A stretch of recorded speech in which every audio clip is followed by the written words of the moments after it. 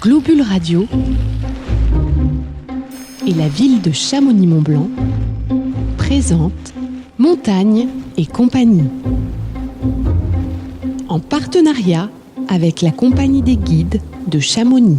Montagne et compagnie. Le paysage appartient à celui qui le regarde. Pratiquant ou non pratiquant, levons les yeux et contemplons les cimes. Voilà, au départ, on va s'élever de 900 mètres à peu près par le train en 20 minutes. Bonjour, par ici. Épisode 1. L'aiguille du moine. Regardez ces nuances de couleurs là. Oui, parce que c'est l'automne et... Les sorbiers un peu rougeâtres, les mélèzes jaunes, les arolles bien verts. Bonjour, oui vous. Bien, merci. Montagne et compagnie. Avec Armand Comte, guide à la compagnie des guides de Chamonix depuis 1960, et John Charlet, directeur adjoint du site du Montanvert. Alors on est au Montanvert, 1908, terminus du train. On domine la mer de glace, mais cette pauvre mer de glace, elle a énormément reculé depuis une trentaine d'années. Maintenant, on ne voit plus la glace. Elle s'est recouverte par une grande quantité de blocs de toutes dimensions. On voit la glace blanche seulement un peu plus haut, là. C'est très regrettable et très inquiétant. John Charlet, je suis chef d'exploitation adjoint au Montanvert et donc responsable en fait du site au sommet. Voilà, regardez. Là, c'est magique. En fait, moi, j'ai un super bureau parce que justement, j'ai l'aiguille des druides en fait en face de moi, avec juste en face l'aiguille du moine qui surplombe tout ça, et c'est vraiment un cirque magnifique ici au Montanvert. Voilà. Vous seriez monté avec nous ce matin, vous auriez vu le lever de soleil, c'était vraiment splendide.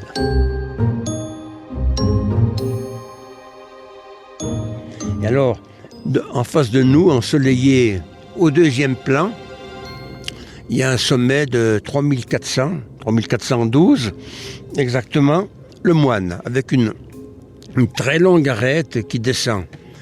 Alors, c'est ce sommet rocheux, arrondi, avec quelques vires de neige qu'on voit d'ici, et puis cette très longue arête qui descend. Donc, ce moine, il ferme le cirque de Talefre. De ce moine, il y a une arête qui monte en direction de la Verte, et qui porte plusieurs sommets, la nonne, l'évêque, une petite tour rocheuse, l'enfant de chœur, le cardinal et ensuite la Verte. Et c'est un des très beaux cirques des Alpes. Ben en fait, moi, l'aiguille du moine, c'est la première que je vois le matin parce qu'en fait, c'est là où je vais avoir le soleil qui va sortir le matin et venir me taper dans l'œil parce que c'est vraiment la première que je vois quand je tourne la tête le matin du bureau. Donc c'est pour ça que je veux pas lâcher mon bureau. Pour voir les drues, en fait, il faut se décaler un petit peu. Et celle-là, en fait, les drues, elle est magnifique. Hein. Je vais pas dire ça, mais elle est vraiment plus pour les touristes et les moines, elle est plus pour les gens d'ici, je pense. Ouais.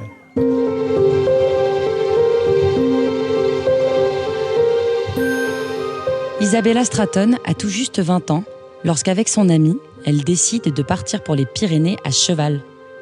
Puis elle découvre Chamonix, font l'excursion classique de la mer de glace et celle plus exceptionnelle, au nouveau refuge des Grands Mulets. Montagne et compagnie. Le duo féminin ne peut pas passer inaperçu à Chamonix.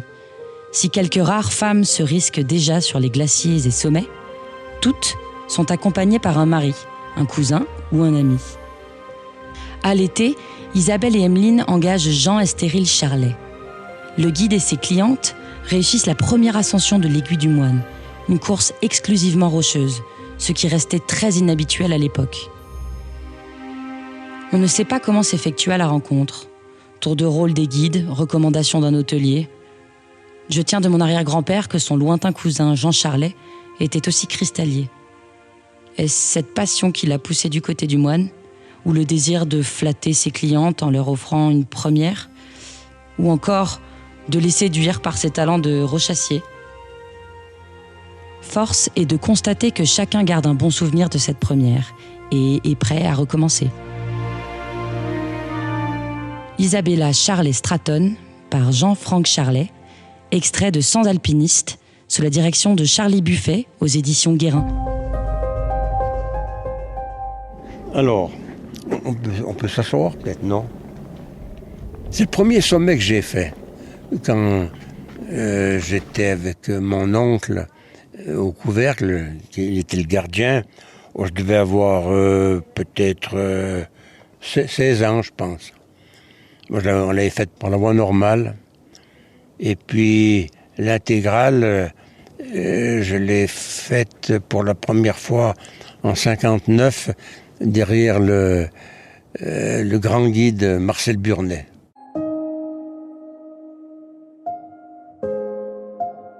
Allez pas dire que je regarde toute la journée l'aiguille du moine, parce que sinon on va croire que je bosse pas, c'est pas vrai. Mais par contre, je vous promets que c'est vrai, tous les jours en arrivant, c'est les premières qu'on regarde. Et ça, c'est vrai. La première qu'on regarde et la dernière qu'on regarde en partant du boulot, et ça, c'est vrai. Ouais. Et donc, on voit bien donc là, le moine, avec cette très longue arête sud, c'était une de mes courses préférées. Je la faisais intégrale. Au lieu de l'attaquer très haut, l'arête, en partant dans la face sud du moine, je l'attaquais très bas, où on voit une grosse tour carrée, et à gauche de cette tour, il y a une petite flèche de rocher. Alors on arrivait là, sur l'arête, à partir du refuge du couvercle, et après on montait toute cette arête. Alors c'est une très belle escalade sur un très bon rocher, avec des fissures, des cheminées, des vires par endroits, des murs très variés. C'est jamais très difficile. La course est cotée D seulement.